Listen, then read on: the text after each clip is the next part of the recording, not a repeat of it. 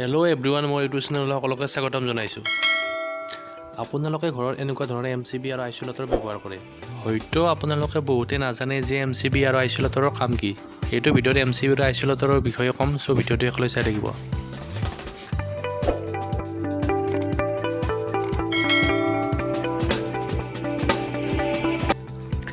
MCBৰ ফুল form হৈছে miniature circuit breaker. MCBৰ main কাম হৈছে অভাৰলোড প্ৰটেকশ্যন আৰু শ্বৰ্ট চাৰ্কিট প্ৰটেকশ্যন। যেতিয়া কিবা কাৰণবশতঃ বা কোনো শ্বৰ্ট চাৰ্কিটৰ ফলত যদি ফেজ নিউট্ৰেলটো লগ লাগি যায়, তেতিয়াহ'লে ফেজ আৰু নিউট্ৰেলটো লগ লাগি যোৱাৰ ফলত MCBটো ট্ৰিপ কৰিব। আৰু যেতিয়া MCBটোৰ লোড বেছি হৈ যাব, তেনে ক্ষেত্ৰতো MCBটো ট্ৰিপ কৰিব। ধৰি লওক এটা 6 এম্পিয়াৰৰ MCB, যদি আমি সেই 6 এম্পিয়াৰৰ MCBটোৰ মাজেৰে আমি যদি 20 এম্পিয়াৰ, 25 এম্পিয়াৰ বা 30 এম্পিয়াৰৰ যদি বস্তু এটা চলাই দিওঁ, তেতিয়াহ'লে MCBটো ট্ৰিপ কৰিব। অৰ্থাৎ অভাৰলোডৰ ক্ষেত্ৰতো MCB প্ৰটেকশ্যন দিয়ে। কিন্তু আইচোলেটৰৰ ক্ষেত্ৰত তেনে নহয়।